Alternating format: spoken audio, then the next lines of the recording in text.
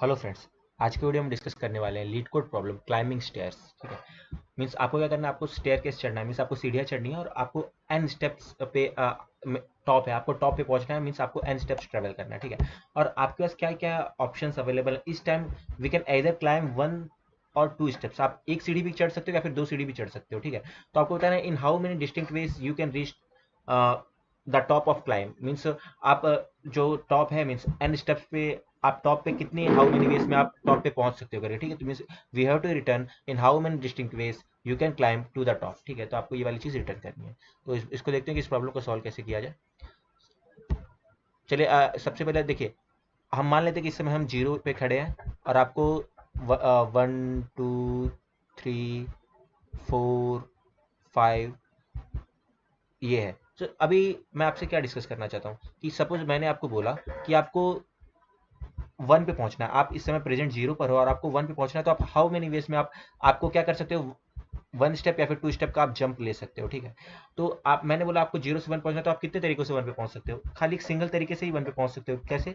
आप वन का जंप लोगे तो आप वन पे पहुंचोगे, खाली एक ही तरीका है आपके पास जीरो से वन पे पहुंचने का। ठीक है, अगर लेकिन मैंने आपसे बात की कि आप टू पे कितने तरीकों से पहुंच सकते हो, तो अगर मैंने टू पे आपसे पहुंचने की बात करूं तो टू पे आप कितने तरीकों से पहुंच सकते हो। या तो आप वन वन के दो जंप ले लो, मीन्स आपने जीरो से वन पे एक जंप लेकर पहुंचे और वन से टू पे एक जंप लेके पहुंचे, तो मीन्स सबसे पहले आपने क्या देखा, वन पे पहुंचने का आपका कितना तरीका था, वन पे पहुंचने का आपका खाली एक सिंगल तरीका था, दैट इज आप जीरो से वन पर ही जंप कर सकते हो। टू पे पहुंचने का कितना तरीका हुआ, पहला तरीका क्या हो गया कि आपने जीरो पे से वन पे वन का जंप लिया और वन से टू पे वन का जंप लिया, ये एक तरीका हो गया। अदरवाइज एक सेकंड तरीका क्या हो सकता है, आप सीधा जीरो से लेके टू तक का जंप ले लो। अगर जीरो से लेके आप टू तक का जंप लोगे तो आप सीधा टू पे पहुंच जा रहे हो, मीन्स टू पे पहुंचने का आपके पास कितनी कितनी चॉइसेस हो गई। या तो आप क्या आपने क्या किया, टू पे पहुंचने के लिए जीरो से वन और वन से टू पहुंचे, या फिर आप जीरो से डायरेक्ट टू पे पहुंच गए, मीन्स टू पे पहुंचने का आपके पास कितना तरीका है, दो तरीका हो गया। अब मैंने सिमिलरली आपसे बोला कि आप बताओ कि थ्री पे पहुंचने का कितना तरीका है। थ्री पे पहुंचने की मैंने बात की, मीन्स मैंने आपको बोला कि आप इस समय जीरो पर हो और आप बताओ कि आप थ्री पे कितने तरीकों से पहुंच सकते हो। तो थ्री पे पहुंचने के लिए कितनी चॉइसेस हैं आपके पास, क्योंकि देखो आपके पास क्या चॉइसेस है, या तो आप जंप वन का ले सकते हो या तो आप जंप टू का ले सकते हो। मीन्स अगर आप थ्री पे पहुंच रहे हो तो आप थ्री पे पहुंचने का आपके पास क्या क्या तरीका है, या तो आप टू से थ्री पे पहुंचोगे या तो आप वन से थ्री पे पहुंचोगे, क्योंकि आप तो जंप वन या टू का ही ले सकते हो। अगर आप वन का जंप ले सकते हो तो आप टू से थ्री पे पहुंचने का आपके पास रास्ता है, और अगर आप टू का जंप ले सकते हो तो आपके पास वन से थ्री पे पहुंचने का रास्ता है। मीन्स अगर आपको थ्री पे पहुंचना है तो मीन्स आप या तो वन से थ्री पे पहुंचोगे या फिर टू से थ्री पे पहुंचोगे, तो मीन्स थ्री के लिए आपका आंसर क्या हो जाएगा, नंबर ऑफ वेज जितने तरीकों से आप वन पे पहुंच सकते हो, एंड नंबर ऑफ वेज जिससे जितने तरीकों से आप टू पे पहुंच सकते हो। क्योंकि देखिए आप वन पे कितने तरीके से पहुंच सकते हो, एक तरीके से पहुंच सकते हो। ठीक है, तो यही आप पहले वन पे पहुंचे और वन पे पहुंच के आपने टू का जंप ले लिया और आप कहाँ थ्री पे पहुंच गए। तो मीन्स वन पे पहुंचने का आपके पास वन तरीका था, तो मीन्स थ्री पे पहुंचने का कितना तरीका हो गया, वन। इसके अलावा आप थ्री पे कितने तरीके टू से भी पहुंच सकते हो, टू पे आप पहुंचे और टू पे आप पहुंच के आपने वन का जंप ले लिया। तो आप अब बताओ कि टू पे पहुंचने के कितने तरीके थे, टू पे पहुंचने के दो तरीके थे ना, एक तो आपने जीरो से वन गए और वन से टू गए, ये वाला तरीका हो गया, या फिर आप जीरो से लेकर टू पे गए। तो मीन्स आप टू पे दो तरीकों से पहुंच सकते हो, तो मीन्स आप थ्री पे कितने तरीके से पहुंच जाओगे, वन प्लस टू, ये आपकी चॉइस होगी। थ्री पे पहुंचने के कितने तरीके हो गए, थ्री पे आप पहुंच सकते थे वन से एंड टू से, तो वन पे पहुंचने का कितना तरीका था आपके पास, वन तरीका था। जीरो से आप वन एक तरीके से पहुंच सकते थे, और आप थ्री पे टू से भी पहुंच सकते थे। टू पे पहुंचने के आपके कितने तरीके थे, दो तरीके थे, एक जीरो से वन और वन से टू, और दूसरा आप जीरो से डायरेक्ट टू। ठीक है, तो मीन थ्री पे पहुंचने के कितने तरीके हो गए, तीन तरीके हो गए।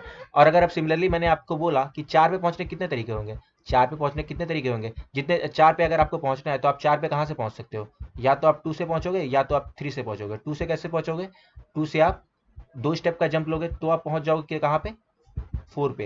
एंड अब थ्री से आप वन का जंप लोगे तो पहुंच जाओगे फोर पे। मीन्स फोर पे पहुंचने के तरीके का आंसर क्या होगा, number of ways in which you can reach two plus number of veg you can reach three.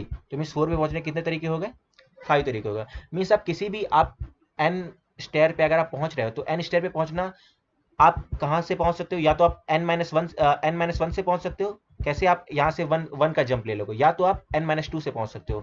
Means N minus to से आप टू का जंप ले लोगे तो आप एन पे पहुंच जाओगे। मीन्स आपको कहीं भी पहुंचना है तो उसके लिए आपको पुराने N minus one and N minus two पे जितने वेज में आप पहुंच पाओगे, इन दोनों का जो समीशन होगा यही आपका आंसर होने वाला है। हमने देखा ऊपर कि कैसे ये चीज जस्टिफाई हो रही है। और ये बेस केसेस क्या है कि वन पे पहुंचने का वन तरीका है, टू पे पहुंचने का दो तरीका है, ये हमेशा जस्टिफाइड रहेगा। ठीक है, तो अब इसको इसी बात को हम कोड करते हैं करके कि कोड करेंगे तो अपने को ज़्यादा बेटर अंडरस्टैंडिंग मिलेगी। ठीक है, आपको क्या है सारी चॉइसेस को एक्सप्लोर करना है। मीन्स आपके पास किसी भी एन पे पहुंचने की दो चॉइसेस है ना, n-1 एंड n-2, दोनों में से किसी से भी आप एन पे पहुंच सकते हो। तो आपको दोनों चॉइसेस को एक्सप्लोर करना है। तो मीन्स इसके लिए सबसे बढ़िया क्या होता है, रिकर्शन लिखना।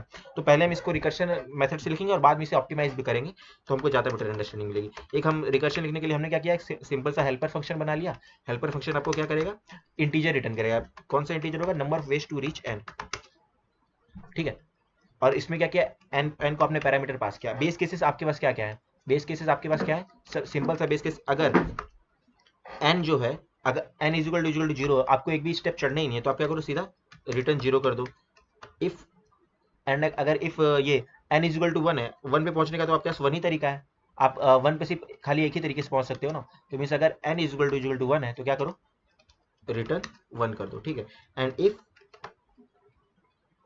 N is equal to two है तो क्या करो, रिटर्न टू। ये हमारे बेस केसेस हो गए, क्योंकि हमने देखा था करके कि वन पे आप वन तरीके से पहुंच सकते हो, टू पे आप टू तरीके से पहुंच सकते हो, ठीक है। और जीरो होंगे तो आपको जीरो में पहुंचने का कोई तरीका नहीं होगा। ये रहा, वन पे आप वन तरीके से पहुंचोगे, टू पे आप टू पहुंचोगे, ठीक है। और आपका जो ओवरऑल आंसर होगा, अगर एन की वैल्यू अगर जीरो वन टू नहीं है, तो आपका आंसर क्या होने वाला है, इंट आंसर इक्वल क्या होगा, हेल्पर ऑफ एन पे पहुंचने कितना तरीका होता है, n-1 से आप पहुंच सकते हो, वन जंप लेके आप एन पे पहुंच जाओगे, या फिर आप n-2 से भी एन पे पहुंच सकते हो। तो आपको कितना, n-2 से आप टू का जंप लगाओगे तो आप कहां पहुंच जाओगे, एन पे पहुंच जाओगे, ठीक है। तो यही पे आखिरी में हमको आंसर ही रिटर्न कर देना, रिटर्न आंसर, ठीक है। तो इसको एक बार रन करते हैं। तो देखिए इसका आंसर क्या है, टू ये है। अभी इसको सबमिट करेंगे हम। इसके पहले मैं आपको क्या बता रहा हूँ कि आपको यहाँ पे सारी पॉसिबिलिटीज को एक्सप्लोर करना है, n-1 n-2 दोनों को एक्सप्लोर करना है। तो इसीलिए ये क्या है, ये जो प्रॉब्लम है, इनिशियली हमने इसका रिकर्शन वर्जन लिखा है, लेकिन अगर आपको इसे ऑप्टिमाइज करना है तो आपको यहाँ पे डीपी लगानी पड़ेगी, ठीक है। डीपी लगाओगे तो ये चीज़ें ऑप्टिमाइज हो जाएंगी। और बताते हैं हम डीपी कैसे लगेगी करके। पहले इसको सबमिट करते हैं, तो देखते हैं आपको टीएलई आ जाएगा इसमें, ठीक है। क्योंकि इसकी इसका जो टाइम कांस्टेंट है, वो मीन्स एन की वैल्यू 46 हो सकती है। अभी देखते, देखो टाइम लिमिट एक्सीडेड आ गया।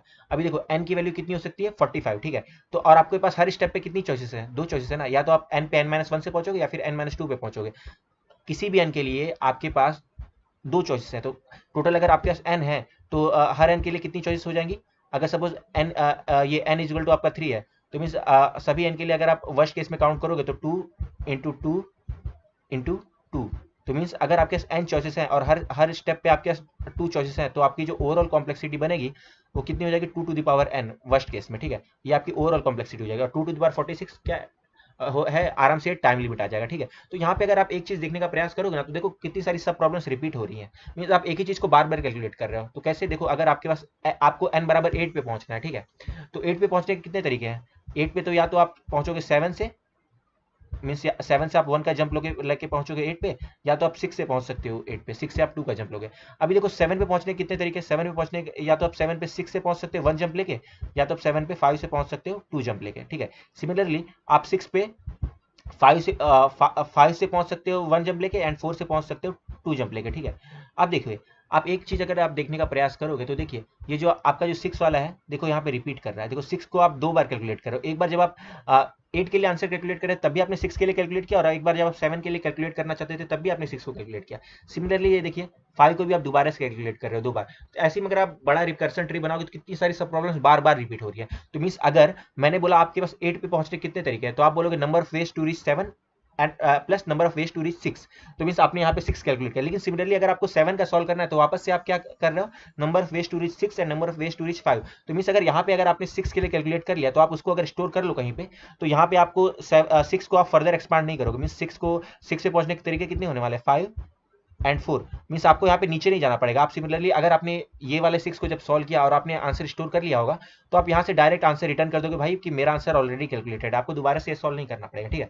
तो मीन्स हम हर अन के लिए क्या करेंगे, हम आंसर को अगर कैलकुलेटेड हो जा रहा है तो हम उसे स्टोर कर लेंगे, ठीक है। तो मीन्स साइज कितनी है एन की, 45। तो मीन्स हमने 46 का ये ले लिया।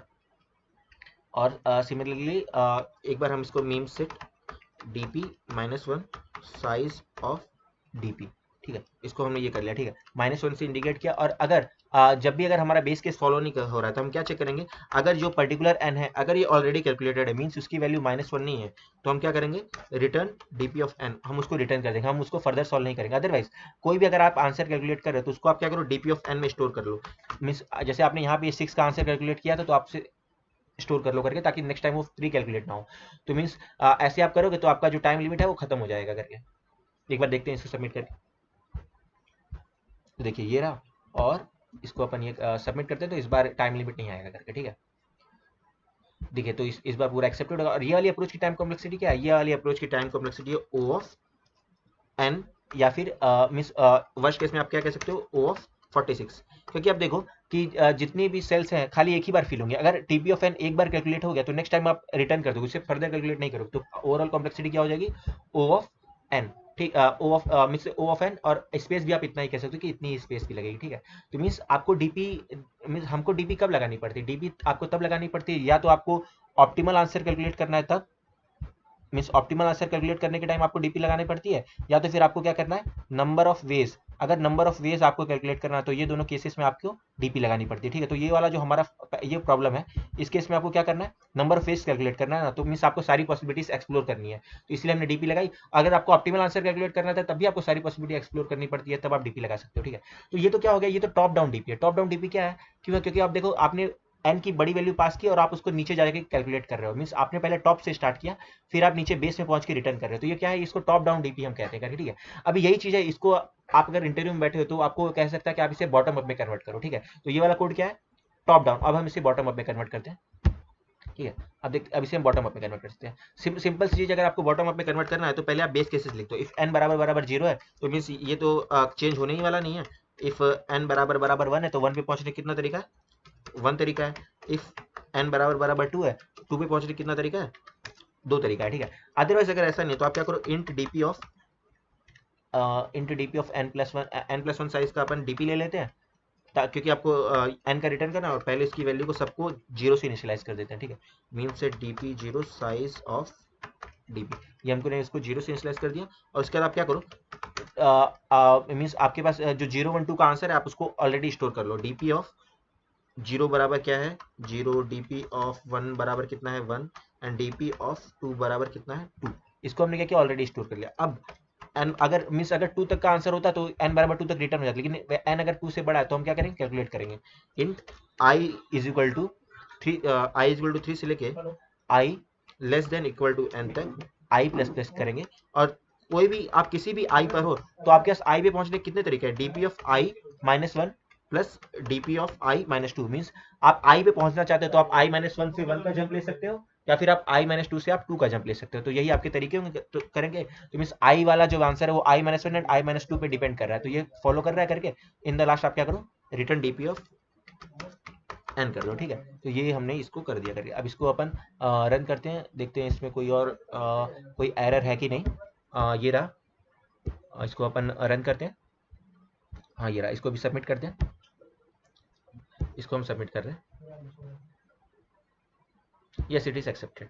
तो फ्रेंड्स आशा करता हूँ आपको एक्सप्लेनेशन और कोड दोनों ही समझ में आ रहा हो करके। और मेरा आपको रिकमेंडेशन है, अगर आप बिगिनर हो तो आपको डीपी अगर आपको स्टार्ट कर रहे हैं तो आप ऐसी इजी प्रॉब्लम से स्टार्ट करोगे तो आपका डीपी का बेस बनने लग जाएगा। इसके बाद आप क्या कर सकते हो, मीडियम प्रॉब्लम्स पे स्विच कर सकते हो, ठीक है। और आपको डीपी करने के पहले सबसे पहले चीज हमको क्या, रिकर्शन लिखना आना चाहिए। आप अगर आपको रिकर्शन लिखना आ गया तो आप डीपी को बहुत आसानी से सीख सकते हो। लाइक जैसे हमारा ये वाला प्रॉब्लम था, तो इस प्रॉब्लम जब हमने टॉप डाउन से किया था तो पहले हमने क्या किया था, पहले हमने उसका रिकर्सिव सॉल्यूशन लिखा था। जब हमने उसका रिकर्सिव सॉल्यूशन लिखा तो हमको उसका बेस दिखा, उसके बाद हमने क्या किया, उसे ऑप्टिमाइज किया। मींस अगर आपको डीपी करनी है तो आपको रिकर्शन अच्छे से आना चाहिए, तभी आप डीपी कर पाओगे, ठीक है। फ्रेंड्स मैं आशा करता हूँ आपको एक्सप्लेनेशन और कोड दोनों ही समझ में आ रहा हो। फिर भी अगर आपको कोई दिक्कत है तो आपसे जरूर बताइए कमेंट सेक्शन में, मैं उसका रिप्लाई करूंगा पक्का।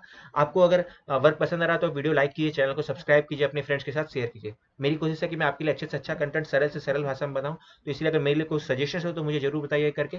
फ्रेंड्स ये वीडियो देखने के लिए बहुत बहुत थैंक यू, बहुत ही जल्द मिलेंगे नेक्स्ट वीडियो में। Till then take care, bye bye, thank you friends.